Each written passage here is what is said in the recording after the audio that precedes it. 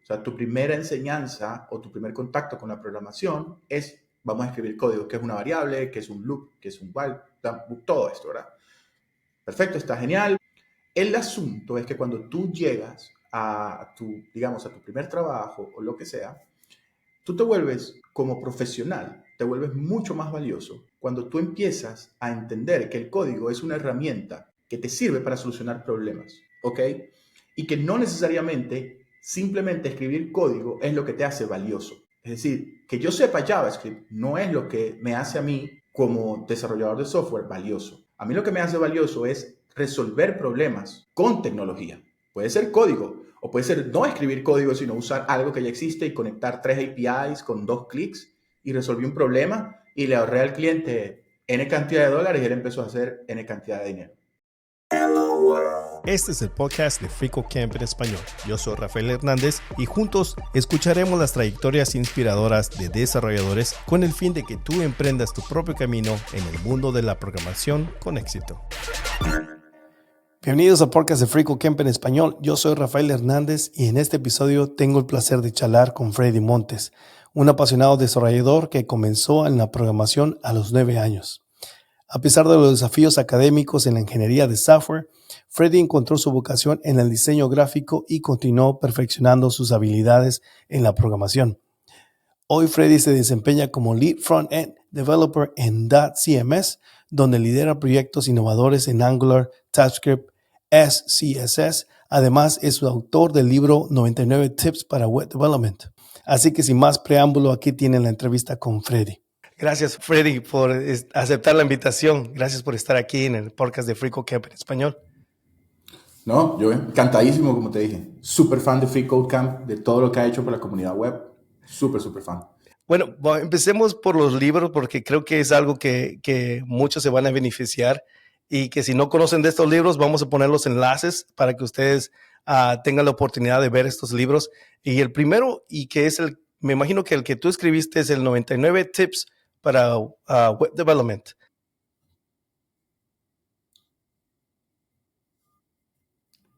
Fíjate, esa idea surgió del hecho de que mientras yo estaba compartiendo contenido en redes sociales y conversando con gente que está aprendiendo web o lo que sea, o lo que quisiera aprender, yo me di cuenta que mucha gente tenía como ciertas fallas, digamos, en el conocimiento básico de lo que la tecnología web te brinda. No sé, como validar un campo, yo no necesito una librería para validar un campo, o hacer alguna cosa en CSS, yo no necesito a meter una librería CSS completa. Entonces mucha gente tomaba el camino como, aquí decimos como matar una mosca con una bazooka, ¿no? Era como que hacía algo, tenía que traer una librería gigante para hacer algo. Y yo era como, qué interesante que hay los APIs del browser y la tecnología web tienen tantísimas cosas que la gente está pasando por alto por alguna razón. Entonces, eso fue como el inicio de necesito escribir algo que le ayude a la gente a entender que la web es más que simplemente librerías, que la propia web por defecto es muy poderosa. Y lo otro fue que yo noté por mucho tiempo que mis tweets que eran de tips pequeños tenían mucho engagement, tenían un montón de engagement. Entonces yo dije, empecé como a seguir soltando tweets de este tipo y en algún momento dije, yo creo que lo que tengo que hacer es compilar todos estos tweets. Y lo que hice fue que lo fui haciendo por tema, HTML, CSS, JavaScript, lo fui escribiendo en un documento y en algún punto decía como, bueno, ¿cómo se va a llamar este libro? Porque no es un libro que te va a enseñar puro HTML, no es un libro que te va a enseñar puro CSS, es un libro como que tiene muchos escenarios pequeños que uno se topa al día a día cuando está desarrollando web. Y a mí el número 99 siempre me pareció como interesante. Está todo este cuento de que los precios, cuando no es 100, porque es muy caro, entonces yo dije, ok, ya tenía como, en ese momento tenía como 70 tips más o menos, y dije como, nada, tengo que llegar a 99 y hacer el libro de esta manera, ¿no? Me parecía que tenía un buen engagement de marketing. Y bueno, así lo hice. La verdad le fue súper bien. Obviamente el libro es gratis, está en Gumroad, y ahí no se confundan, pueden poner 0 en el precio y ya. Y el libro ya tiene un par de años. Cuando lo lancé, como el primer día, lo descargaron como 1000 personas. Fue una locura. O sea, para mí me parecía demasiado. Y ya en este momento tiene como 7300 descargas más o menos. He visto que lo han usado en algunos cursos, lo usan gente que está dando cursos aquí en Costa Rica. lo usó no una plataforma de cursos, sino un programa de cursos que hay del gobierno. Me escribieron como, "Ay, lo podemos usar", y yo que como quieran, o sea, eso es de la gente ya. Y la verdad fue una experiencia muy, muy, muy buena, me pareció muy interesante. Fascinante, me gustó mucho que es cierto eso, los 99 es el gancho, pero también que está español-inglés. Y yo sé que mencionaste en una entrevista, así hablo en Spanglish. Entonces, Sí, yo puedo decir que yo me identifiqué y tal vez la primera vez que lo leí no noté la diferencia. Y es porque bueno, el inglés en español, entonces, pero me imagino que eso también fue una manera, no sé si, mencionaste que sí hablas, pero fue estrategia de ponerlo en inglés y en español, porque fácilmente hubiera podido hacerse en inglés. No sé. más bien, yo, no, yo simplemente yo escribo como hablo. O sea, cuando escribo ya, digamos, cosas más corporativas, sí tengo que ir de nuevo y como que cambiar un montón de cosas. Pero yo cuando estoy escribiendo, yo empiezo a escribir como hablo y dependiendo a dónde vaya, si va a mis redes sociales personales, así queda.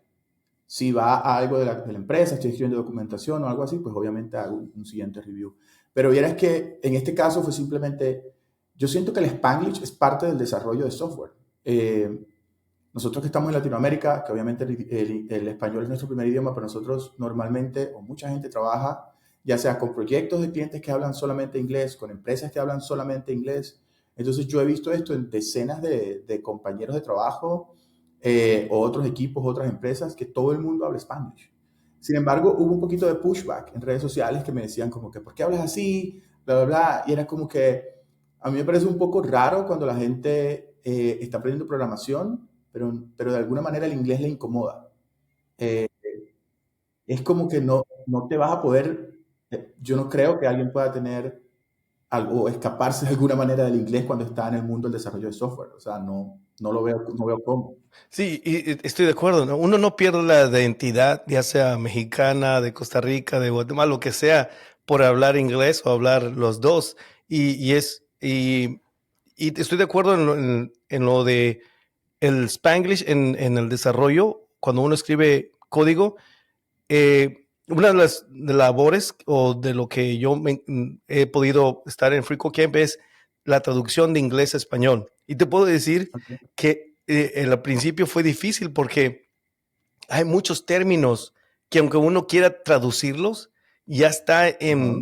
ya está, ¿cómo se dice? Ya está muy sólido Ya, en el lenguaje que uno. sí, en la cultura de la gente que está en el mundo de desarrollo de software, como en la industria. Incluso hay cosas que las traducciones más bien le hacen perder sentido hasta cierto punto. Eh, sí, pero desde mi punto de vista yo creo que es mejor simplemente tratar de que el término se entienda, ya sea en Spanglish o no. Aquí lo importante es que el término se entienda. Y ya. Sí, y sí, eso fue una de las cosas que tal vez, una de esas palabras es array. Array, yo sé, Ajá. tengo unos colegas que son de Italia, en Italia enseñan en la universidad array en inglés. En ciertas Ok. partes en Latinoamérica, array puede ser matriz, vector o ¿cómo es? Arreglo. Arreglo. Arreglo. Hasta ahorita nosotros estamos usando arreglo porque ese es más estándar, ya metrics o matriz ya sería un poco más, pero todavía no está así como sólido que arreglo es la mejor traducción porque muchos la conocen Ujú. como array y está bien, entienden, es como muy cercana a la palabra, así que no sería Sí, como, digamos, otra, como framework, no hay una traducción para framework y, exacto. y todos entienden framework, así es, uno va a perder más tiempo tratando de explicar lo que significa framework, yo creo que todos ya entienden, así que estoy muy, muy de acuerdo a eso. Si estás aprendiendo programación y te estás enfocando en que no te gusta cómo alguien escribió algo, estás perdiendo el tiempo. O sea, estás poniendo tu esfuerzo y tu energía en algo que no va a cambiar. O sea, tú no vas a cambiar cómo yo escribo mis cosas o cómo me está haciendo el esfuerzo por cambiar las cosas. Es simplemente ajustate. Es como cuando uno se muda a otro país y hay gente que pretende que la cultura de ese país se ajuste a él. Como no va a pasar. No, o sea, es como, no vale la pena, yo siento. ¿Y qué opinas de comentarios en español o en inglés? En los comentarios así, comments en el código. Yo programo todo en inglés. yo creo que programar todo en inglés es más universal. Sorry, o sea, el inglés es el idioma más hablado del mundo, no hay nada que hacer. Si estás haciendo open source, eh, no puedes evitar eso. Yo creo que hay que programar todo en inglés. Para mí es rarísimo cuando yo veo variable, no sé, proyecto en lugar de projects. Sorry, pero es lo que es. Ahora, si estás aprendiendo y no quieres poner y no sabes inglés y no quieres poner una capa extra de complejidad a tu aprendizaje, pues genial, dale en español. Pero entiende que en algún punto de tu carrera, probablemente al inicio, vas a empezar a ver código que está escrito en inglés. Sí, sí, sí. Y no sé si en algún punto va a llegar uno que cuando está programando, que al escribir en inglés es más fácil, más compacto, porque hay muchas cosas que son como, ¿cómo se dice? Se dan por ende, pero en español va a expandir mucho. Va a expandir mucho. Yo creo que es muy Sí, difícil poder, especialmente si está trabajando internacionalmente, todos tienen que escribir en inglés.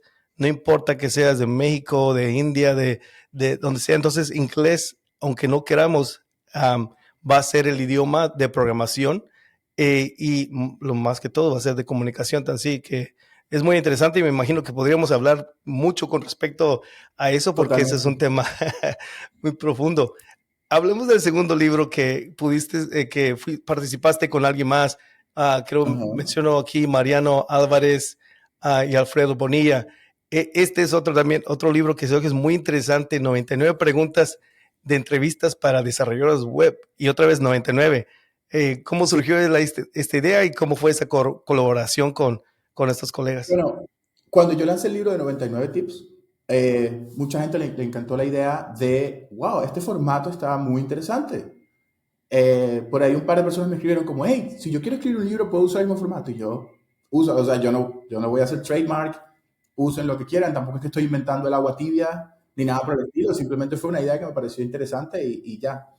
Entonces, Alfredo y Mariano son un par de colegas de acá de Costa Rica que conocí en las comunidades de JavaScript de acá y nos hicimos muy buenos amigos y todo el tiempo estamos conversando y tal. Y ellos, al igual que yo, ellos han entrevistado a mucha gente para diferentes empresas que han trabajado, etcétera. Y siempre una de las cosas que nosotros también notamos, conversando con gente en las comunidades o incluso en redes sociales, es cuando la gente está empezando en programación. El asunto con entrar a la industria de programación es que aprender a programar es una parte, pero hay como otras cosas de navegar esta industria, que algunas buenas, algunas malas, que no te enseñan en ningún lado, que no te van a enseñar en la universidad, que no te van a enseñar en ningún lado. Y una de ellas es enfrentar procesos de contratación. O sea, ahí tienes que hablar de contratos, de salarios, de si te van a pagar dentro de tu país o fuera de tu país. O sea, hay un montón de cosas que la gente nadie te va a enseñar. Y que uno ha aprendido, pues, con la experiencia. Una de esas cosas que nosotros detectamos y que era relativamente fácil de crear contenido era precisamente el tipo de preguntas que te hacen en las entrevistas técnicas de trabajo. Entonces nosotros lo que hicimos fue, de toda nuestra experiencia que tenemos, que entre los tres podemos haber fácilmente entrevistado como 500 personas en nuestra carrera, lo que hicimos fue, ok, vamos a hacer un listado de todas las preguntas que comúnmente nosotros hacemos a la gente que va a trabajar en web. Y bueno, nos salieron, no sé, 300 preguntas, pero luego tuvimos que, ok, algunas simplemente eran la misma pregunta formulada 3 veces de manera diferente, entonces fuimos como recortando porque la idea era nuevamente llegar a 99. Y bueno, así lo pusimos. Y también súper buena la recepción, a la gente le encantó. De vez en cuando todavía nos escriben por el libro. Y también fue una experiencia muy interesante porque no es lo mismo escribir un libro tú solo que escribir un libro con 2 personas más, ¿no? Por más buen amigo que fuéramos, siempre habían como, bueno, ¿cómo hacemos? Esta pregunta a mí me parece importante, pero a vos no. Entonces, pero salió súper bien. Algo que quisieras expandir y te pregunté antes de la grabación, que expandiéramos, es con algo que hablaste con respecto a dos tipos de programadores. El programador ¿verdad? Que es asignado a crear algo, como un botón o algo, y el programador o el desarrollador que su labor es resolver problemas con código. Entonces, tal vez lo parafraseé lo que mencionaste, pero puedes expandir por qué es importante entender que hay dos tipos de programador y ejemplos que puedas dar con respecto a lo que estabas hablando en la entrevista. Sí, ese tema cada vez que lo toco en redes sociales la gente se pone un poco áspera, digamos. A ver, yo he trabajado con un montón de programadores en diferentes industrias y todo, ¿no? Y yo siento que el problema que tenemos en el entrenamiento o en las carreras que se desarrollan, ya sean universidades, bootcamp, free codecamp, lo que sea, es que, y esto está bien, uno comienza a escribir código. O sea, tu primera enseñanza o tu primer contacto con la programación es, vamos a escribir código, que es una variable, que es un loop, que es un while, todo esto, ¿verdad? Perfecto, está genial, es algo que te puede llevar un buen tiempo, dependiendo del tiempo que le dediques, lo que sea. El asunto es que cuando tú llegas a digamos, a tu primer trabajo o lo que sea, tú te vuelves como profesional, te vuelves mucho más valioso cuando tú empiezas a entender que el código es una herramienta que te sirve para solucionar problemas, ¿ok? Y que no necesariamente simplemente escribir código es lo que te hace valioso. Es decir, que yo sepa JavaScript no es lo que me hace a mí como desarrollador de software valioso. A mí lo que me hace valioso es resolver problemas con tecnología. Puede ser código, o puede ser no escribir código, sino usar algo que ya existe y conectar 3 APIs con 2 clics y resolví un problema y le ahorré al cliente N cantidad de dólares y él empezó a hacer N cantidad de dinero. ¿Ok? Entonces, la gente, como ya de por sí aprender código es complicado, cuando uno le empieza a decir a la gente, bueno, resulta que ya aprendiste código, pero que ahora tienes que aprender a resolver problemas y eso significa estudiar y entender cosas y aprender lógica y aprender de negocios y aprender de marketing y aprender a comunicar tus ideas y a recibir feedback y hay todo un componente importantísimo de comunicación alrededor de desarrollar software. Por supuesto que la gente o algunas personas que pensaban o que de alguna manera por buscar en internet pensaban que en 3 meses aprendiendo JavaScript iban a estar trabajando para Google, pues por supuesto que dicen como, oye, esto está horrible, me estás básicamente quitando todas mis esperanzas de los últimos tiempos que he estado haciéndolo. Pero lamentablemente esa es la realidad. O sea, no hay manera de que tú simplemente escribiendo JavaScript puedas y ya, y sin hacer nada más, tipo, ok, Freddy, supongamos que todos los días te llegan con una tarea nueva. Ok, Freddy, tienes que agarrar este objeto JSON y ponerlo en esta tabla. Tú no sabes para qué es esa tabla, de dónde viene ese objeto JSON, tú no sabes esto qué va a producir en la empresa o en el producto, tú no sabes quién le va a hacer QA, tú no sabes cómo lo van a lanzar al mercado, cómo se llama el feature. O sea, el hecho de que tú no entiendas nada de eso. Y tú es como, bueno, ahí está, ahí está, ahí está.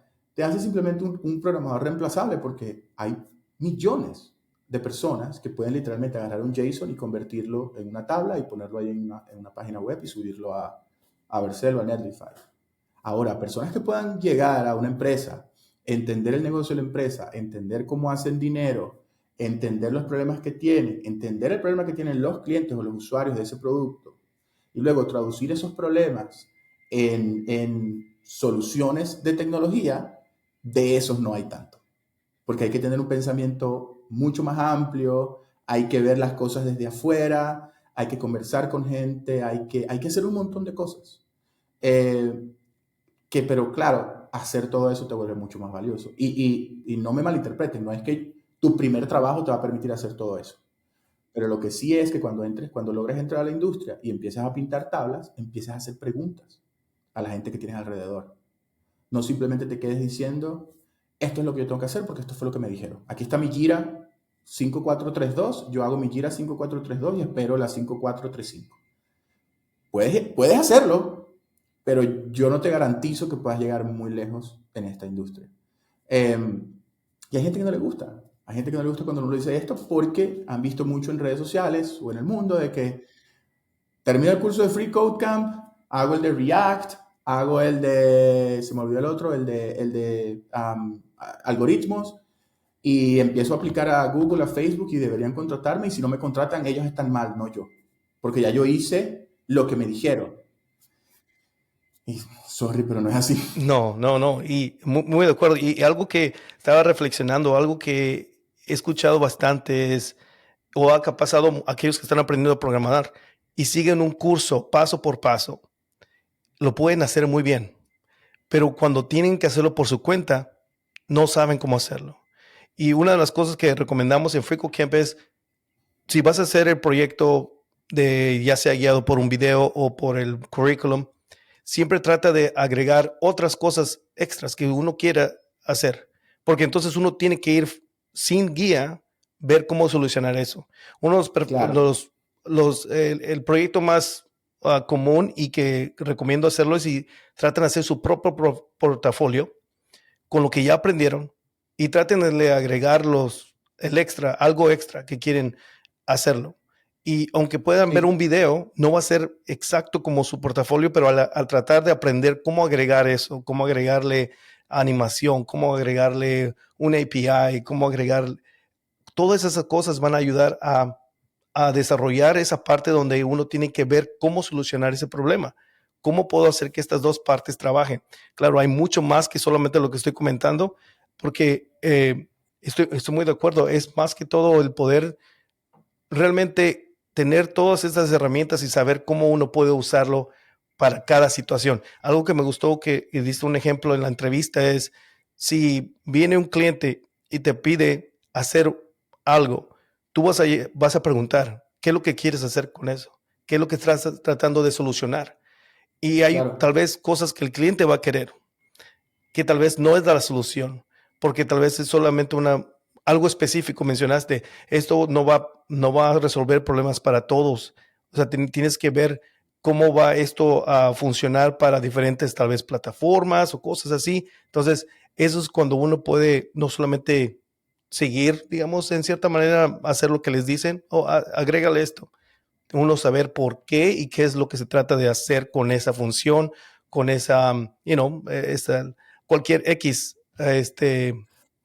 ajuste al proyecto. Entonces, Mu- no estoy parafraseando nuevamente, pero me mencionaste un ejemplo muy bueno ahí que habla con respecto a poder pensar más allá de como programador, que es algo que habíamos hablado también en otros episodios, pensar como programador, no solamente escribir código, sino que expandir y usar el conocimiento para resolver problemas. Muy, muy, muy bueno. Sí, muchos clientes te llegan con la solución. Ellos te dicen, yo quiero que este logo vaya a la derecha y que este fondo sea más. O yo quiero que mi aplicación ahora pueda agregar, en lugar de uno por uno, no sé, 50 veces lo mismo. Ellos te llegan con la solución. Ellos creen que ellos saben, y ojo, muchas veces saben, importante, lo que hay que hacer en la aplicación o en el software, en lo que sea. Tu trabajo, en lugar de decir, sí señor, ya lo voy a hacer. O sea, bueno, tú puedes hacer eso, get paid, out, ¿verdad? Eso está perfecto. Si lo que me gusta hacer a mí es empezar a conversar con el cliente y preguntarle qué está tratando de solucionar. Porque quizás yo, con todo el contexto tecnológico que tengo, se lo puedo solucionar de una manera más eficiente, más barata y que le va a ir mejor a nivel de generar dinero o conseguir lo que quiera conseguir, ya sean visitas o dinero o ventas o lo que sea. ¿Okay? Entonces él va a quedar más contento, porque realmente no solamente le resolví el problema, sino que le ayudé a entender a él realmente el problema que tenía, porque él pensaba que el problema era que el logo no se veía. Resulta que el problema era que el flow de compras tenía 20 pasos y debería tener 3, ¿no? Entonces, es como eso. Y ahí es el valor que puede tener un tipo de desarrollador así. Y Claro. la gente sabe, esa persona vale mucho porque no solamente hace lo que le dicen, sino que va más allá y ve por soluciones que, que son efectivas, ¿verdad? Entonces, Y aquí estamos hablando de clientes, pero sí, también sí, esto sí. funciona interno de las empresas. Ujú. Ahora, mucha gente nos va a decir, bueno, es que mi jefe me dice qué hacer, yo tengo que hacerlo. Está bien, cool, no hay ningún problema. Pero si tú ves la oportunidad de aportar tus ideas, de estar presente en las reuniones o de pedir, de levantar la mano y proporcionar soluciones y tratar de entender el problema y llegar, y ahí es donde entra, súper importante, donde entra la parte de aprender a comunicar cosas. Okay, si tú puedes llegar y en un minuto decir o en 30 segundos decir, mira, está cool esto que estamos haciendo, pero fíjense que el problema está definido aquí porque yo lo descubrí investigando esto y qué tal si hacemos esta otra cosa. Al menos vas a empezar a abrir la conversación, te van a empezar a tomar en cuenta. ¿Ok? Entonces, uno elige si se quiere quedar haciendo lo que te dicen o tratar de uno poquito a poco ir dándole a lo que tenga que darle, hacer los movimientos que tenga que hacer para ir uno escalando. No estoy hablando de escalar dentro de la empresa, pero escalar en su propia carrera. Sí, no, Algún punto van a llegar a aquellos que debemos están aprendiendo a programar, van a llegar a un punto donde ustedes van a tener la experiencia, el conocimiento de diferentes herramientas, de diferentes lenguajes, que van a poder saber cuál lenguaje, cuál herramienta es más efectiva para ciertas situaciones. Y entonces ahí es cuando uno puede aplicar esto y decir, mira, esta es mi opinión porque yo tengo experiencia con esto y esto. Entonces, con el tiempo van a saber que no solamente es de escribir código, sino que poder saber usar estas herramientas eficientemente. Mencionaste con respecto al no usar una librería que solamente uno quiere hacer una sola función porque uno está cargando bastante. Entonces, un desarrollador con experiencia sabe que no necesita cargar todo ese paquete para usar solo ciertas funciones, ¿verdad? Exacto. Entonces, uno va a entender con el tiempo y, claro, uno se puede, ¿cómo se dice? Llegar ahí más rápido a poder desarrollar esa parte como de poder pensar más analítico, ¿cómo se dice? Sí, Analítico, analíticamente, sí, digamos. y no solamente programar. No, esto yo creo que es muy cierto, mencionaste también de que es algo que es muy esencial, que como cuando uno está aprendiendo a programar, poder aprender a realmente a resolver problemas y no solamente escribir código. Creo que eso es fascinante. Podría ser otro episodio de eso, solamente. Sí. Bueno, algo que ya hablamos de los libros y sé que es más que todo de los libros, tienes una pasión por enseñar, poder compartir lo que has aprendido. De, y, y hablemos de los inicios, cómo empezaste. Sé que tu mamá te regaló tu primera computadora, que en específico es la 486, creo que es tu computadora. Sí. Cuéntanos cómo fue esa experiencia y qué fue lo primero que hiciste con la computadora. Sí, bueno, nada, mi mamá un día llegó a la casa y decía como, bueno, un amigo está vendiendo esta computadora y yo se la compré, tome. Y yo literalmente no sabía ni conectarla, ¿no? Estábamos hablando de la computadora con la torre, el monitor, los cables, el teclado con cable, todo este cuento. Y yo era como, ok. Yo siempre he sido muy curioso, en términos generales. O sea, a mí me puede causar curiosidad cualquier cosa. Entonces, empecé a ver dónde cabía cada cable, conecto la computadora, la enciendo, Windows. Ya yo en ese momento al menos había visto computadoras. Yo había tenido antes de eso contacto con computadoras, pero con MS-2, es decir, pura terminal, llamémoslo, parecía una terminal, que era este sistema operativo antes de las ventanas. Y ahí yo había hecho, digamos, en un cursito que me dieron en algún lado, no me acuerdo, el típico de en nuestra época, era muy clásico de que la computación es el futuro, así que tenemos que poner a nuestros hijos a hacer un curso de computación porque en la escuela no les dan computación. Eso era el clásico. Entonces mi mamá puso un curso y recuerdo que era de Pascal y nos enseñaron lo clásico, ¿verdad? Hacer una calculadora, ¿no? A mí eso me causó como, ok, está cool, pero yo no, era como que, ok, está cool, aprendí relativamente rápido, hice una calculadora, escribí un par de variables, todo bien. Pasa un par de años, me llega mi mamá con esta computadora, la enciendo, boom, Windows, era mucho más gráfico. Yo siempre he tenido esta tendencia a que me llama mucho la atención las interfaces. O bueno, eso lo descubrí ya después de viejo, pero era como, ok, cool, bueno, empecé a hacer clics, clics, clics. Ok, entiendo. Abro el navegador. Bueno, mentira. Primero fue, bueno, intentar jugar. Entonces, solitario, buscamina. La computadora tenía Photoshop, lo abría, no entendía nada, lo cerraba. El siguiente día lo abría, bueno, ya hice file new. Ok, cool, hay una hoja aquí. Y así todos los días era algo. Yo todos los días me ponía a ver, todos los días abría algo, el sistema, la reiniciaba, todos los días. De repente un día mi mamá dice, bueno, vienen unos muchachos a instalar internet.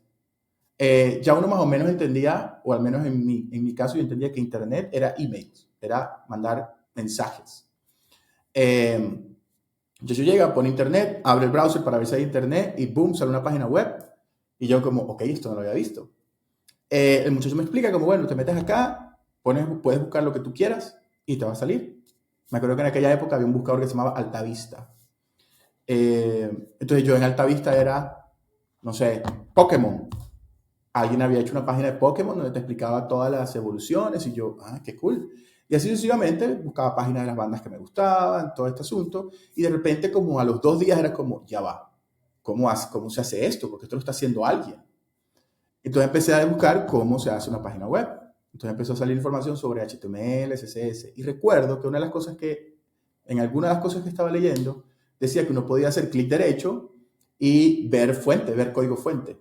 Claro, cuando uno ve eso por primera vez, uno no entiende nada. Entonces yo decía como, bueno, yo nunca voy a aprender esto. Sin embargo, seguí como dándole y empecé a copiar y pegar código en el Notepad. Y yo recuerdo que la primera vez que yo abrí un archivo HTML en el navegador y decía como supongamos, Freddy Montes, a mí eso me voló la cabeza. Yo no sé por qué, pero yo dije como, ok, yo necesito entender ahora cómo ponen imágenes, cómo la imagen se mueve, cómo ponen una imagen a la izquierda y a la derecha. Y yo seguía todos los días aprendí algo nuevo. Hoy sé ponerlo en rojo, mañana sé poner un botón, mañana sé que cuando le des clic vas a otra página. Entonces todo este cuento y así. Entonces yo seguía ahí dándole, hice que sí una página de Pokémon, una página de patines, o sea, pero yo las tenía en mi computadora porque yo no sabía todo el cuento de, ok, ahora hay que publicarlas a la web. O sea, ese cuento yo no entendía cómo llegaban ahí, ¿no? Y yo googleaba como, bueno, cómo publicar una página y empezaban dominios, hosting, FTP, y era como que, ok, no entiendo nada de esto. Entonces yo seguía haciendo mis páginas ahí locales. Luego sale GeoCities. GeoCities era como una manera relativamente fácil de publicar páginas web y gratis. Porque en aquel tiempo era hay que pagar el dominio y son tantos dólares, yo no tenía acceso a dólares. Cuando sale GeoCities, ellos tenían un tutorial perfecto de cómo publicar una página web. Así que yo agarré mi página de Pokémon y la publiqué con GeoCities, entonces mi página era geocities.com/ bla, bla, bla, bla, bla. Pero todas las imágenes estaban rotas, porque tenía este cuento de paths relativos y paths absolutos, entonces estaban mal, entonces ahí tuve que lidiar con eso. Y así, luego entro, claro, cuando yo voy a la universidad, obviamente yo digo, nada, voy a estudiar programación. Claramente esto es lo mío, estoy feliz y tal. Entonces, básicamente, esos fueron mis inicios. Me regalaron una compu, me pusieron internet, me enseñaron cómo usar Altavista y de ahí para adelante yo empecé a copiar y pegar código en Notepad hasta que empecé a ver imágenes en un navegador. Interesante. GeoCities, varios hemos usado GeoCities, páginas y todo eso. Es interesante. Mencionaste de que fuiste a la universidad y empezaste por ingeniería, software, Sí, yo pero empecé, no te fue muy bien. ¿Y qué fue no, los estragos o a qué punto llegaste donde tú dijiste no puedo ir siguiendo aquí? yo creo que fueron muchas cosas. Yo entré a la universidad de 15 años. Unas cosas que pasaron en mi vida que me hicieron entrar a la universidad demasiado joven, ¿no? Y te estoy hablando que yo era muy bajito de estatura. Entonces yo entré a la universidad, 15 años, medía como literal 1,30 o algo así. Llego a la universidad y había pura gente adulta. O sea, había pura gente de 18, 19 años, 17 años. Y eso fue como o sea, ya yo en el high school, ya la gente que estaba alrededor mía, pues era gente más grande que yo, pero era high school, era relativamente controlado por la misma escuela. Uno en la universidad anda, todo el mundo hace lo que quiere, ¿no? Entonces fue como el primer choque. Luego yo iba con toda la intención de aprender a programar o de seguir programando. Y yo me inscribí en una carrera en mi ciudad que se llama todavía Ingeniería en Computación. Yo no entendía la diferencia entre ser un ingeniero de software y un programador. Yo no entendía eso. Yo quería ir a escribir código. Cuando yo me inscribo en la carrera, el primer semestre era álgebra, matemática, geometría, todas las carreras básicas de cualquier ingeniería. Y yo dije, a mí me iba muy bien en el high school. Entonces yo dije como, todo bien, no sé qué. Cuando llegué el primer semestre, me fue terrible en todas las materias que tenían que ver con matemáticas, todas. Y yo era como, ok, no pasa nada, me estoy ajustando, definitivamente el colegio no me enseñó tan bien como yo creía.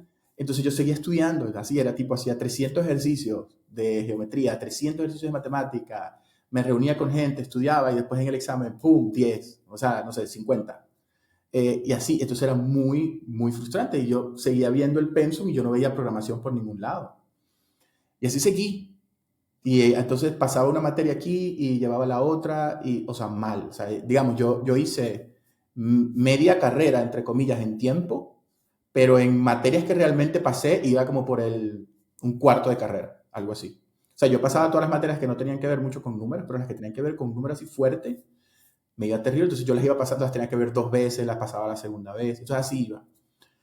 Y era muy complicado para mí. O sea, yo venía de ser muy buen estudiante en el high school y todo bien, a estar aquí luchando por sobrevivir. Y más o menos a media carrera abren diseño gráfico en la universidad, no existía. Y yo decía como, ¿saben qué? O sea, yo llegué a un punto que yo dije, ya no puedo más con esto, o sea, me voy a tardar 50 años en graduarme, así que nada más cambiar diseño gráfico. Me cambio de diseño gráfico, Mi mamá es como que, bueno, ok, mi papá era como, estás loco, no sé qué, yo, bueno, lo siento, pero me voy a cambiar. Y el diseño gráfico me empezó a ir increíblemente bien. O sea, en diseño gráfico volví a ver geometría. Bueno, no vi geometría porque ya la había pasado, pero seguía viendo cosas relativas que tenían que ver cierta relación con geometría y obviamente materias de diseño, como historia del diseño, que me encantó, o Photoshop, o no sé, cosas de diseño en general, metodología del diseño, colores, tipografía, todo ese tipo de cosas, y yo estaba pero feliz. O sea, me iba súper bien. Entonces, pero por otro lado, yo seguía programando. O sea, yo seguía llegando a mi casa y ¿cómo hago que la imagen se anime de izquierda a derecha? ¿Cómo pongo esquinas redondeadas? O sea, yo seguía por mi cuenta. Entonces, yo lo que hacía para seguir alimentando mi hambre de programar, porque nunca se me quitaba, era que cada vez que en la carrera de diseño gráfico me ponían, tenía que hacer típico de diseño gráfico, era como, bueno, diseñen el logo y hagan una campaña de marketing para Coca-Cola, ¿no? Y tiene que tener estas cosas. Entonces yo lo que hacía era que todos los medios eran web. Entonces yo hacía que si un CD, en aquel momento estaba muy de moda los CD rooms que uno ponía y tenía como un flash animation, entonces yo hacía eso. Luego le decía a la profesora, yo voy a hacer una página web donde está toda la información de la Coca-Cola con dónde se vende, no sé qué y tal, y eso es para promoción. Entonces yo seguía programando. Y así lo hice durante toda la carrera. Mi tesis de carrera fue obviamente un sitio web con todas las cosas de diseño y todo este cuento. Entonces me lo evaluaron a nivel de diseño porque a nivel de programación no había nada que evaluar porque era como que, bueno, nosotros no sabemos cómo evaluar esto.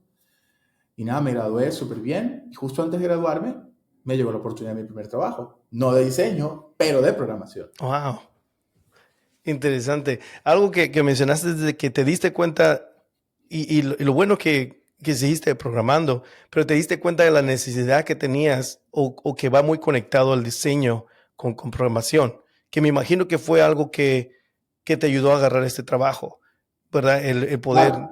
de programación, pero el diseño incluido, que uno del trabajo creo que entraste como webmaster. Ajá. Y prácticamente el webmaster, eso es lo que hacía en ese tiempo, era lo que hacía hace mucho de Photoshop a páginas, ¿verdad? HTML. Exacto. Ok, el webmaster era el equivalente, si lo tuviéramos que traer a la actualidad, el webmaster era el equivalente a lo que se conoce como un full stack, pero que además diseña. Porque era esta persona que, así, bueno, podríamos ir más atrás, esta persona que hacía la arquitectura de la información, o sea, qué páginas vamos a tener, cómo se van a linkear unas con otras, etcétera, ¿no? Luego las diseñas en Photoshop, ¿ok? Una vez que las tengas listas y aprobadas, las pasas a HTML, CSS y JavaScript. Luego las publicas, ¿ok? Compras el dominio, compras el hosting, seteas el servidor FTP, configurabas correos electrónicos, que si, no sé, accounting@laempresa.com, subes esto, creas el formulario le tiene que llegar al correo de account, o sea, todo eso era una sola persona. Ahora depende de la empresa, bueno, todavía hay empresas que eso es una sola persona, pero típicamente vas a conseguir que el que hace la arquitectura de información es uno, el que hace el diseño es otro, el que hace el backend es otro, el que hace deploy es el de DevOps, el de Cloud. Entonces, en aquel momento no, en aquel momento obviamente eran arquitecturas relativamente más simples, pero sí, lo hacía toda una persona. Y por ahí derecho empecé a instalar WordPress, empecé a instalar OS Commerce. O sea, lo que cayera, uno lo hacía. No era como que, bueno, la instalación le va a ir al de Cloud, esta cosa. No, allá todo era Webmaster. Me acuerdo mucho que cuando estuvo de moda el grid de 360, el de 360 que para poder saber dónde iba cada elemento en la página. Sí, las 12 columnas Sí, las clásicas. 12 columnas. Y eso es lo que se usa en Photoshop. Eso es de Ajá. donde se aplicaba la idea de ahí. Entonces, cuando uno De compraba, hecho, eso viene de más atrás. sí, o Eso lo aprendí yo en diseño. Eso viene de los libros del medioevo, que hacían estos grid lines para poner las cosas, luego lo usa el periódico y luego lo pasamos a web. eso me acuerdo, eso me rompía la cabeza, tenía que uno tener la calculación. Había otros muchos, después salieron frameworks con esto del 360 que se usaba. Entonces, Sí, pero salió Bootstrap y fue como, ya, todo el mundo usa Bootstrap. es muy interesante. ¿Y cómo fue tu experiencia, tu primer trabajo? El poder integrar las dos áreas que ya tenías experiencia, programación, que fue lo que te dieron trabajo, y tu diseño. ¿Cómo ayudó la parte de diseño en ese sentido? Para mí fue increíble. A mí la primera vez que me pagaron el salario por hacer esto, yo dije, yo nunca voy a parar de hacer esto. Porque es que a mí me encanta todavía. A mí me encantaba. Entonces yo decía como, esta gente me está pagando por yo hacer lo que quiero hacer de gratis. Entonces, eso fue como el primer choque de entender de que, ok, aquí no solamente es que, o sea, yo todavía me gradué de diseño gráfico y yo obviamente siguiendo el típico path de, bueno, me gradué de esto, voy a trabajar haciendo vallas publicitarias o cosas así. Resulta que no, termino trabajando, escribiendo código. Eh, Fue como, ok, literalmente me están pagando por algo que y yo salía de ahí y me iba a mi casa y seguía programando. Salí de la oficina y me iba a mi casa y seguía programando. No las cosas del trabajo, pero mis cosas personales, ¿no? Eh, entonces, yo tuve la suerte, la verdad, de que ese, mi primer jefe, él era muy visionario en ese aspecto. Él era muy, muy visionario. Él no sabía nada de programación o sabía lo muy básico, no sabía nada de diseño o sabía lo muy básico. Él más o menos entendía como qué cosas funcionaban y qué cosas no. Pero él sí tenía un muy buen ojo para contratar gente eh, que lo ayudara a vender estas web que él estaba proponiendo. Entonces me acuerdo que él hacía paquetes. Entonces él decía, bueno, un sitio web con 4 páginas y un formulario cuesta tanto al mes. O sea, él lo vendía como un producto. Y le fue relativamente bien, o sea, le fue bien por un buen tiempo. Este, y ahí conocí gente increíble, gente que me enseñó de marketing, gente que me enseñó de ventas, no tantos, todavía me considero malísimo vendiendo.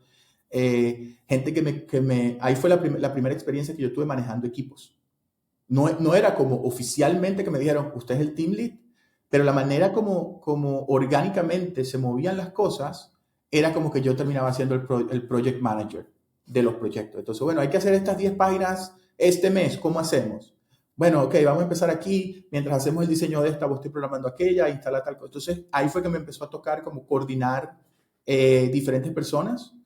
Entonces, ese trabajo, mi primer trabajo, a mí me enseñó un montón. Entonces sí tuve la oportunidad de que no era ni siquiera como que el jefe decía, bueno, hoy van a hacer así. Era como que la empresa sola, por la libertad que nos daban, como que la gente se adueñaba de ciertas cosas, que se sentía que era buena haciéndolo, y si le salían bien, lo seguía haciendo. Interesante. Mencionaste brevemente que aprendiste WordPress en PHP. ¿Cuáles Ujú. fueron los lenguajes, aparte de que aprendiste por tu cuenta, que te llevaron a tu primer trabajo? No, yo cuando entré a ese trabajo solamente sabía HTML, CSS y muy poquito JavaScript. De hecho, ni siquiera sabía mucho JavaScript. Sabía era correr plugins y widgets de jQuery. No era que sabía, entonces me decían, tienes que hacer un banner. Yo buscaba jQuery banner, lo instalaba, no sé qué.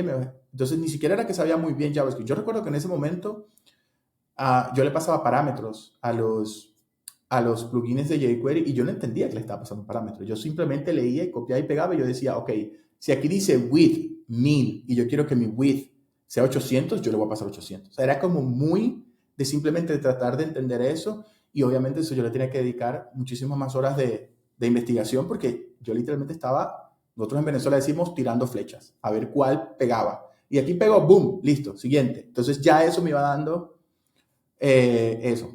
Y luego, yo realmente nunca aprendí muchísimo WordPress, o perdón, PHP, pero lo que sí aprendí fue a crear temas de WordPress.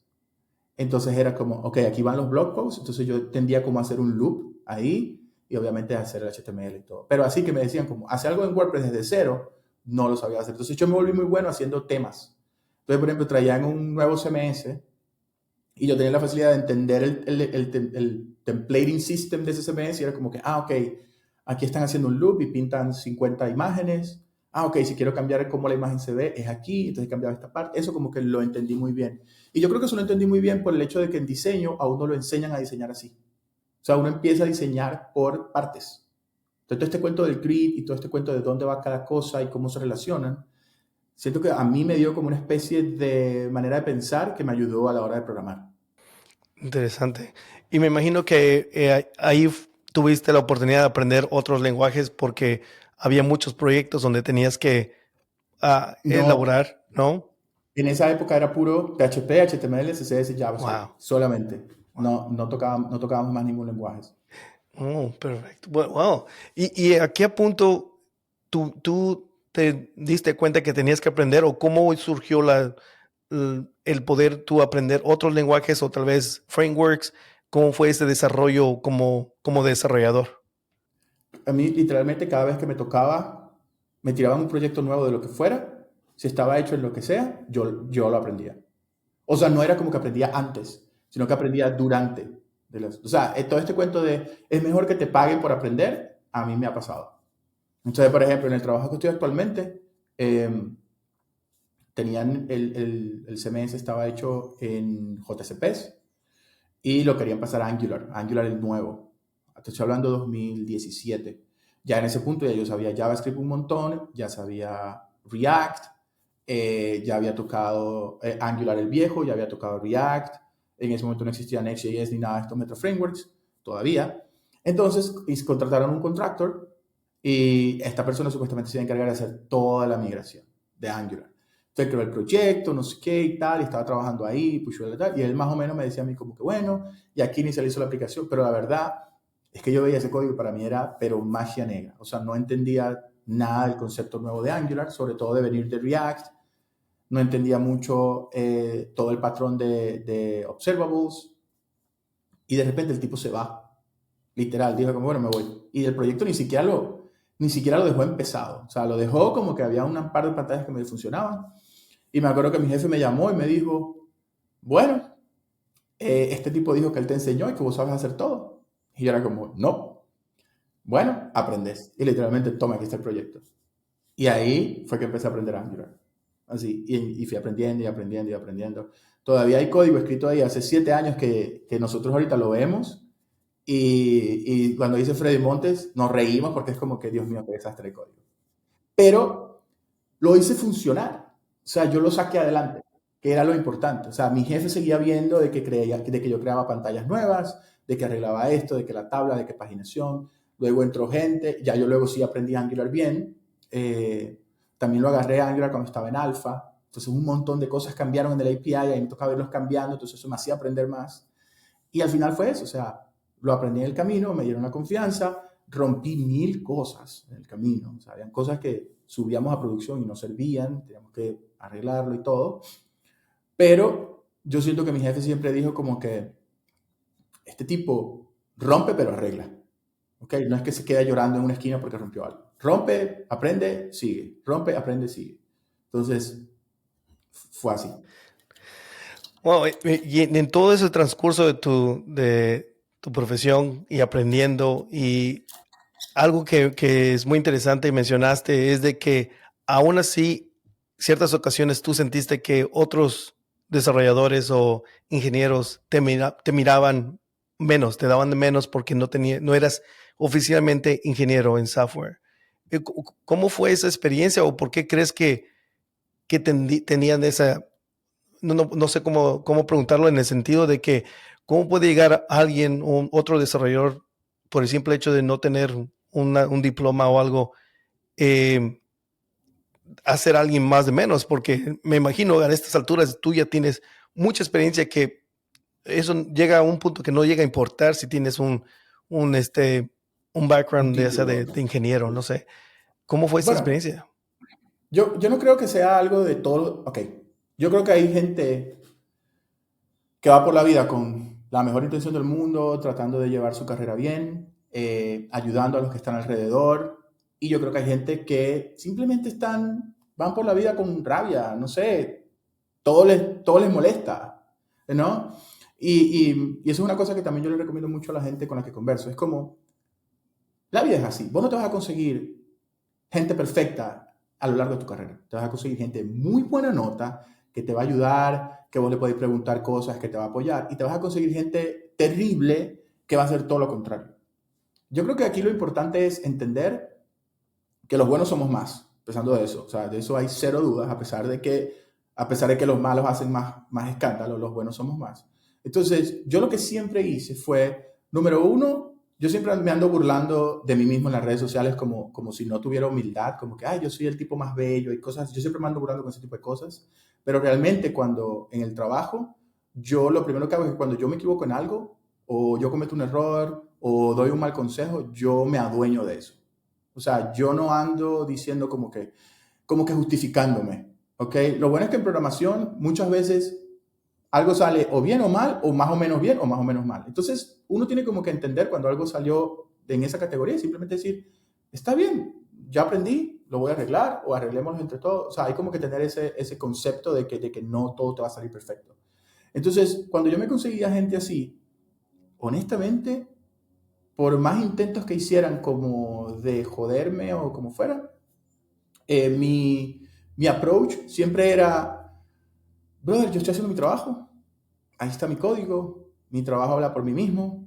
Si yo te pido ayuda y no me la das, todo bien, porque quizás es tu trabajo, pero no lo quieres hacer y yo no me voy como a enfrascar en estas discusiones de que, bueno, pero tenés que ayudar y nada, sino yo simplemente trataba de buscar la ayuda por otro lado. Casualmente ayer estaba conversando de eso, de que una de las cosas que yo considero que hace muy valioso a un developer o a un desarrollador es precisamente eso. O sea, si tenés alguna duda y alguien no te pudo responder porque no quiso, porque no pudo, vos tenés que ver cómo haces. O sea, si tengas que ir debajo de las piedras. O sea, no importa. Tenéis que ir a la comunidad, al código, a la librería, no importa dónde. Tu trabajo es ir y conseguir esa solución. Entonces, cuando a mí alguien no me quería ayudar o me serruchaba el piso, como dicen acá en Costa Rica, yo era como que, todo bien. Yo iba y solucionaba el problema por mi cuenta, pero me aseguraba de que el problema quedara bien asegurado, quedara bien resuelto. Porque ya yo sabía que había alguien por ahí que en la menos oportunidad que tuviera iba a tratar de ponerme mal ante la empresa, ante el equipo, lo que fuera. Entonces, a ver, yo entiendo que hay gente que esto le puede causar muchos problemas en términos de personales, pero yo creo que uno tiene que medio hacerse, y esto no es en desarrollo, yo creo que en la vida en general, yo creo que uno tiene que medio hacerse una medio coraza e ir por la vida tipo, hay gente buena y hay gente mala, te vas a encontrar los dos, enfócate en la buena y vos sé bueno. Y siempre dar el beneficio de la duda a la gente, eso es otra. Muchas veces hay alguien que tuvo un mal día ese día, no es que te quiso tratar mal, que era un mal día, le pasó algo, no sabemos. O sea, hay muchas cosas detrás de la gente que uno no puede saber. Entonces uno no puede simplemente por una mala interacción asumir que esta persona es mala. Como que dale un par de chances más a ver qué pasa, ¿no? Ya si en un par de chances sigue igual, bueno, ok, ya sabes que con esta persona no puedes contar o lo que sea. Pero, y si te cuesta mucho, eh, si te cuesta mucho como lidiar con personas de este tipo, quizás es importante buscar ayuda profesional y ver cómo te puede hacer crear más fortaleza, más confianza en ti mismo, es lo que necesites. Pero el punto es que esa gente no se va a ir, nunca. O sea, no vas a entrar a una empresa perfecta donde todo es arcoíris y unicornio, no va a pasar. Sí, lamentable siempre va a haber eso. Y viendo lo positivo, a veces pueden esas personas ser el motivo que uno llega a superar ciertas cosas, ¿verdad? Entonces, ver el positivo es de, ok, porque esta persona está ahí, voy a hacerlo mejor. Y lo he escuchado también en el lado de las mujeres, donde tienen que Más duro esforzarse mucho todavía, más para poder mucho más duro realmente, todavía. ya sea adquirir esa posición o ser respetadas como desarrolladoras. Así que Es que con las mujeres es incluso peor, porque incluso las mujeres son ingenieras, capaz graduadas top de la clase, y todavía es como que, no, ellas no hacen un buen trabajo. Es como, o sea, imagínate una mujer que entra en tecnología, que no es ingeniera, que aprendió por su cuenta, le va a tocar lidiar con esto 4X, ¿verdad? Entonces, es eso, no va a dejar de pasar, pero uno tiene que darle. dale, dale. Bueno, hablando más de tu trayectoria y ya todo lo que has alcanzado, ¿alguno de proyectos que tú puedes reflexionar en que estás orgulloso o que tienes un entusiasmo por que hayas participado o hayas llevado, digamos, este proyecto, algo que pudiste tú aprender mucho en ese transcurso? Sí, hay dos cosas de las cuales en este momento de mi carrera me hacen sentir muy orgulloso. Número uno es el equipo con el que estoy trabajando. Es un equipo de personas muy jóvenes. Te estoy hablando que el promedio son, la mitad del equipo tiene menos de 23 años o menos de 24 años, ¿no? Son personas muy jóvenes. Son personas que algunas se graduaron de la universidad, otras no. Son personas como bastante diversas, de diferentes backgrounds y todo. Y es increíble como cuando uno aprende a darle los problemas correctos a las personas correctas, lo que pueden llegar a lograr. O sea, es literalmente ver magia. Y eso me tiene recientemente muy emocionado porque fue algo, esta fue como toda mi faceta de manager y fue algo por lo cual me he esforzado bastante y asegurándome de crear un ambiente de equipo que sobre todo no les dé miedo a cometer errores. O sea, que no haya esta tensión de que si cometen un error, su trabajo está en peligro ni nada. Y lo bueno es que en los feedback que tenemos, me han dicho que ellos se sienten cómodos, experimentando, dañando, arreglando. Y esa es la única manera de crecer. O sea, eso es mentira. Y si no, pregúntenle a Elon Musk y a SpaceX que han explotado como, no sé, 8 cohetes, ¿no? Eh, a mí me encantaría, yo creo que a todos nos encantaría que podamos resolver un problema lineal de manera perfecta de 0 a 100, pero la realidad es que no va a funcionar así. Entonces eso por un lado me parece muy cool porque de verdad me tocó toda esta parte de aprender cómo manejar equipos de tecnología, que es otro mundo aparte, ¿no? Y por el otro lado, recientemente en .cms hemos estado desarrollando un editor de páginas, nosotros lo llamamos Universal Visual Editor, y la primera versión la sacamos en 3 meses, durante las navidades que nadie estaba casi disponible. O sea, fue una locura. Cuando nosotros llegamos en enero y mostramos esto, mi jefe, como, pero estábamos de vacaciones, ¿cómo? No entiendo. Pero yo lo tenía tan claro en mi cabeza y yo entendía tanto el problema y la necesidad de nuestros clientes, que cuando yo se lo planteé a mi equipo, estaban tan emocionados que dijeron, claro, claro, así lo vamos a hacer rápido. Y obviamente la primera versión no estaba perfecta, pero ya funcionaba, ya podías editar páginas. Y ya bueno, ya empezamos a trabajar, como seguirle metiendo ahí, y la verdad está saliendo muy bien. Y he hecho demos como a 8, 10 clientes. Y cuando esto es un feature para front-end developers, más o menos. O sea, es como más de developer experience. Y cuando les estoy haciendo los demos, las expresiones que ellos hacen, o hacen como wow. O sea, honestamente yo dije, ok, ahora que yo estoy en el mundo del product management, ya entendí que eso es lo que yo quiero conseguir con lo que haga. Yo quiero que la gente haga wow. Porque es muy difícil como medir este tipo de cosas, pero el hecho de que los front-end developers, que fue para quien desarrollamos esto, cuando se los estamos presentando, ellos hacen wow, es como que ellos entienden el problema que tienen y que esta solución los va a ayudar a solucionarlo. Entonces, esas dos cosas me tienen bien, bien emocionadas y me pasaron ahorita en los últimos 6 meses. Wow. Bueno, felicitaciones. Algo que puedo ver y que conectando los puntos que hemos hablado es de que en esta posición que tienes ahorita, tienes la oportunidad a dos tipos de desarrolladores que habíamos hablado ya. Aquellos que son Ajá. ingenieros porque se graduaron y aquellos que aprendieron por su cuenta. Y que siento que en cierta manera tienes la oportunidad y puede ser que eres como mentor para ellos. ¿Cómo lideras tú o das ese balance ahora que tú tienes la oportunidad de influenciar a ellos?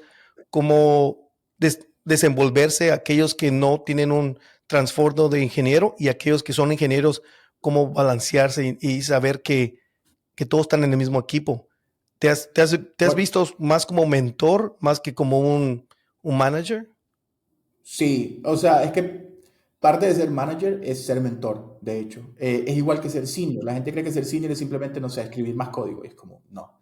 Ser senior es precisamente jalar gente hacia arriba. Como literalmente, venga, ¿qué te hace falta para subir y para aprender más? Entonces, sí, yo estoy muy enfocado en eso. De hecho, parte de ser team lead del equipo es precisamente identificar las fortalezas de la gente, ya sea preguntándoselas o si ellos no te las quieren decir, tratar de identificarlas.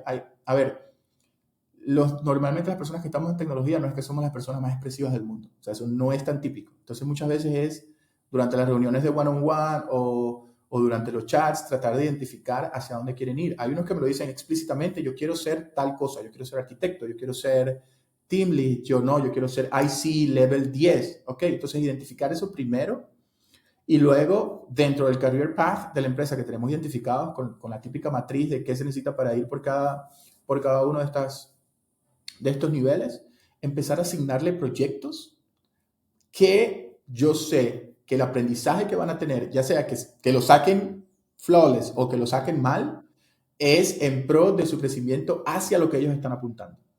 ¿Ok? No sé, un ejemplo. Tengo una persona que él sabe que el inglés es su debilidad. ¿Qué hacemos? Bueno, tenemos que empezar a hablar inglés nosotros, que no lo hemos empezado a hacer, por cierto, me quedé mal con eso.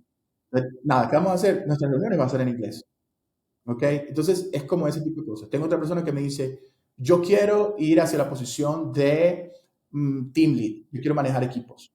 Ok, la manera que nosotros manejamos equipos en .cms es, nos dan un feature los product managers y nosotros desde la parte de ingeniería hacemos todo el planeamiento, definimos los timelines y todo. ¿Qué hago yo? Agarro proyectos pequeños dentro de los proyectos grandes y le digo, ok, tú vas a manejar esta parte. Y él se encarga de investigar cómo hacerlo, crear todos los tiquetes, analizar todo, definir el scope del proyecto, todos los acceptance criteria y todo. ¿Le fue perfecto? No. Tuvo un montón de bugs, él los entendió, él los arregló, lo ayudamos entre equipos y todo. Entonces es eso, es identificar hacia dónde quieren ir y empezar a darle proyectos que los lleven a eso. Y entender que durante ese crecimiento van a haber altos y bajos, que no va a funcionar perfecto. Entonces, esa ha sido como mi metodología. Otra cosa que yo hago muchísimo como manager, que he leído que otros managers no hacen, o que lo consideran contraproducente, es que yo les doy toda la información que yo les pueda meter en esa cabeza. Todo el contexto de hablé con este cliente y me dijo esto, el stakeholder me dijo esto, estaba analizando la competencia y vi que están haciendo. O sea, absolutamente todo la información. Obviamente, no es que los pongo a ver videos ni nada, sino que yo los veo, los analizo, me reúno con clientes y luego les hago resúmenes y les digo, vean, el cliente me dijo esto, si quieren saber más, aquí está este link. Pero eso ha hecho que ellos les permite identificar problemas, porque empiezan a entender cómo los clientes usan nuestro producto. Y identificar problemas te ayuda a desarrollar soluciones pensando en, si yo arreglo esto de esta manera, arreglo este problema, pero si lo arreglo de esta manera, arreglo estos tres problemas. Entonces es un cambio de mentalidad brutal y modestia aparte, los feedback que ellos han tenido, porque obviamente ellos nos llaman de mis jefes, hasta ahora ha sido genial, o sea, están felices trabajando en el equipo, dicen que se sienten bien y eso la verdad me llena mucho de orgullo porque fue otro escalón en un mundo donde como este tipo que empezó a escribir HTML, ahora está liderando equipos de ingenieros, de personas que fueron a la universidad y estudiaron ingeniería y está haciendo todo este tipo de cosas, ¿no? Y liderar equipos y es otro mundo. O sea, uno cree que, hay mucha gente que equivocadamente cree que, bueno, yo soy un buen programador, así que por defecto voy a ser un buen manager. No, bro. Uno normalmente por defecto es un mal manager y uno tiene que estudiar y conversar con gente. Yo tengo la ventaja de que yo conozco muchos buenos managers. O sea, yo tengo acceso a hablar con el VP de ingeniería de tal empresa.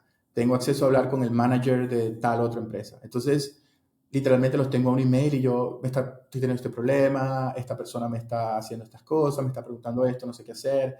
Ellos o me responden o me dicen, léete este artículo o léete este libro o a nosotros nos pasó, hicimos esto. Y eso es muy valioso, ¿no? Así como yo soy mentores para ellos, yo tengo mis propios mentores. Seguro que mis mentores tienen sus propios mentores y hay una cadena de conocimiento que va de arriba para abajo todo el tiempo. Muy bonito y muy interesante la manera que ahora piensas y que tienes la oportunidad de afectar la carrera de los desarrolladores, de las personas que trabajan bajo de ti. ¿Hubo algún líder en tu transcurso de tu carrera que fue ese tipo de líder que tú estás ahorita, que tú eres, de que pudo fomentar o darte la oportunidad de aprender o de darte oportunidad de crecer en diferente manera, como lo estás haciendo tú con tu equipo? Sí, los dueños de la compañía para los que yo trabajo actualmente, que son los fundadores, la única diferencia es que ellos como que la manera como ellos lo hacían era como que si yo resolvía un problema de, supongamos, de 1 al 10 de dificultad, supongamos que resolvía un problema 2, mi siguiente problema era de 4 y el siguiente era de 5. Entonces ellos simplemente me fueron como dando más problemas, y no estoy hablando solamente de problemas de tecnología, son problemas de liderar equipos, problemas de productos, o sea, problemas en general. Entonces yo creo que inconscientemente ellos me fueron entrenando a mí, pero no era como esto de que ellos se sentaban conmigo y me decían como, bueno, y para ser manager hay que hacer esto. Era como que, mira, tenemos que liderar este equipo. Lo quería liderar y yo era como, ok. Entonces, claro, en ese momento yo no entendía mucho, pero yo creo que la manera como ellos lo veían era como, yo sé que él puede, quizás él no sabe que él puede, pero él puede, yo se lo voy a dar. Entonces era mucho como eso. No había como este acompañamiento de, bueno, lo estás haciendo bien, deberías corregir esto y tal. Pero si yo tenía alguna duda y les iba a preguntar, de una vez me respondían. Entonces, fue más como tipo, lancémoslos a los tiburones que él va a nadar. Y honestamente, creo que me hizo súper bien esa metodología. Ni siquiera sé si lo hacían con metodología o lo hacían porque así funcionaba, pero siento que me fue muy bien. No, sí, sí, suena muy bien, y especialmente para los que están trabajando bajo ti, yo creo que es una oportunidad muy grande, no porque lo más seguro que saben programar, pero hay más allá de poder desarrollar Claro. lo que hemos hablado al principio, desarrollar la lógica, de poder realmente resolver problemas. Entonces creo que está haciendo muy buen trabajo y la gran oportunidad para aquellos que están trabajando contigo ahí. Sí, ¿Qué mi consejo les feedback para darías? ellos, Ajá. perdón, mi feedback para ellos nunca es como, esta variable declárala aquí o mejor que una función para... No, mi feedback para ellos es más orientado a, ¿estáis seguro que esa solución va a arreglar todos los problemas que tenemos? ¿Vos crees cómo va a escalar esto? ¿Qué pasa si el cliente nos pide aquello? Es más como haciéndole, y no es dándole respuestas, es haciéndole preguntas. Yo quiero ponerle preguntas en su cabeza que ellos mismos las tengan ahí y digan como, pero, ¿y si Freddy me está preguntando esto también puede pasar aquello? ¿Cómo eso? Darles esa cosa. ¿Y qué consejo les darías a personas que están por entrar al mundo de programación? Algo que mencionamos también es de que los recursos que teníamos antes, ya sea la internet o disponibles, no son los que tienen ahorita, no los que están Claro. ahorita. Entonces, ¿qué consejos tú darías a alguien con los recursos que hay para enfocarse y realmente ir por el camino más centrado y no abrumarse con todo lo que pueda haber fuera? Bueno, mi consejo número uno siempre va a ser aprendan inglés. Ese es mi consejo número uno siempre, siempre, siempre, siempre. Eh, Ahora, ¿cómo no abrumarse con todo lo que hay afuera? Hay mucha gente que dice, y que a mí me parece que es un error, no, yo soy full stack junior. Yo no creo que eso existe. Yo no creo que uno puede ser un full stack junior. De hecho, y esto es otro tema, pero yo conozco muy poco full stack, realmente full stack en mi vida, porque ahorita hay demasiadas cosas para hacer full stack. Pero primero es aprender inglés. Luego, yo creo que lo primero que tienes que hacer es enfocarte en algo cuando vas a empezar que realmente te gusta. Ve a ver cómo lo identificas. Hace diferentes proyectos, hace un curso de backend, hace un curso pequeño de frontend. Ve a ver cómo. Pero trata de identificar lo que realmente te gusta y obsesiónate con eso y métete de cabeza en ese mundo. Empieza a seguir gente que hable de eso. Empieza a conversar con gente que hable de eso. Empieza a ir a comunidades en tus ciudades, que las hay prácticamente todas las ciudades de Latinoamérica, que hablen de eso. Conversa con gente. ¿Ok? Te vas a conseguir de todo. Vas a empezar a entender cómo hay desarrolladores que no te quieren responder una pregunta, a cómo hay desarrolladores que terminó la charla y terminaste con ellos comiéndote una arepa o unos tacos de abajo y conversando hasta las 3 de la mañana y ellos felices porque están tan apasionados por la tecnología que quieren hablar de eso con quien sea. Trata de conseguir eso, ¿ok? Pero yo siento que sí hay que tener cierto nivel de obsesión con esto, porque es tan amplio, es tan gigante y hay tantas áreas diferentes hacia donde te puedes mover que enfocarse al principio es lo que creo yo que te va a salir más valioso de tu tiempo. O sea, en lugar de saber un poquito de mucho, es mejor al principio, ojo, al principio, saber lo suficiente de algo en particular. ¿Ok? Y si te vas a ir por la web, pues el curso de Free Code Camp gratis de HTML, CSS y JavaScript, eso es lo mejor que vas a conseguir afuera en español, si estás aprendiendo inglés. Eso es lo mejor que vas a conseguir afuera, no hay de otra. Y una vez termines ese curso, empieza como el Freddy de hace 20 años, haz una página de Pokémon, una página de tu banda favorita, la página del restaurante del tío de tu novia, o sea, empieza a hacer, porque cada vez que haces vas a conseguir problemas. Resolver problemas una y otra vez. Y ahora el cliente quiere que el banner haga scroll para allá. Y ahora el cliente quiere que el banner haga scroll para arriba. Y ahora el cliente quiere que pueda mandar un email. Eso, todo el tiempo, problemas reales, problemas reales, problemas reales. Y conociendo gente, resolviendo problemas y conversando con ellos y diciéndoles los problemas que estás resolviendo, es mucho más probable que te contrate esa persona o te recomiende que agarrar y mandar 1000 currículums en LinkedIn, ahí como una metralleta, a ver si alguna de las empresas o si la inteligencia artificial que vale de ese currículum te pasó. Sí, y hablando, por cierto, de muy buenos consejos, hablando de inteligencia artificial, mencionaste en una de las entrevistas de que es más fácil que que inteligencia artificial reemplace a aquellos que solamente hacen, ¿verdad? Lo básico que es el botón y todo eso, que aquellos que piensan a resolver problemas, ¿verdad? Que piensan más allá, ¿verdad? Sí. Es otra área. Realmente nadie sabe qué va a pasar con la Sí, inteligencia artificial. Todos estamos básicamente, bueno, algunos estamos usándola, otros no, cosa que me parece un error, pero realmente no sabemos qué va a pasar. O sea, pueden pasar tantísimas cosas, pero ahora tienes dos opciones. Puedes decir, bueno, nada, voy a dedicarme a otra cosa porque la inteligencia artificial va a matar a todos los programadores, o puedes intentar seguir haciéndote una persona que resuelve problemas en general, porque los problemas es lo único en la vida que nosotros vamos a estar seguros que van a existir durante todo el tiempo. O sea, todo el tiempo van a haber problemas que resolver, y si la herramienta para resolverlos es tecnología, excelente, estás ahí. Ahora, ¿qué tecnología es? Es inteligencia artificial, es un no-code, es escribir código, es una hoja de Excel, o sea, pueden ser N cantidad de cosas, pero los problemas nunca se van a ir. Ahora, ¿cómo se van a resolver? Puede que muchos de esos problemas los resuelva inteligencia artificial out of the box, sin hacer nada, pero puede que muchos otros no. sí, muy cierto. Bueno, Freddy, muchas gracias por darme la oportunidad. Algo más que tú quieras compartir, especialmente algo que no saben, que no, tal vez la mayoría no saben de ti. Mencionaste brevemente, estás en Costa Rica, pero algo que no sepan de ti que quieras cerrar. A ver, algo que la gente no sepa de mí, yo soy bien abierto, la verdad, yo cuento bastantes cosas. Bueno, algo que la gente no sabe de mí mucho es que yo no estoy codeando tanto ahora.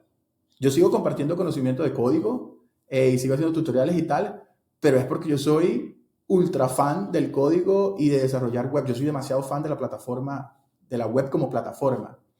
Me parece que es la plataforma más libre y democrática que podemos tener, la que es más fácil de acceder, la que es más barata de acceder.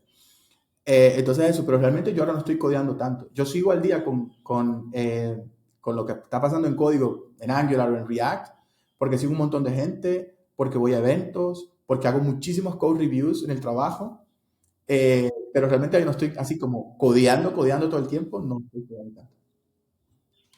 Bueno, pero para todos los que nos están escuchando, vamos a compartir los enlaces a los libros que hemos mencionado, y también enlaces para que puedan seguir a Freddy en Twitter.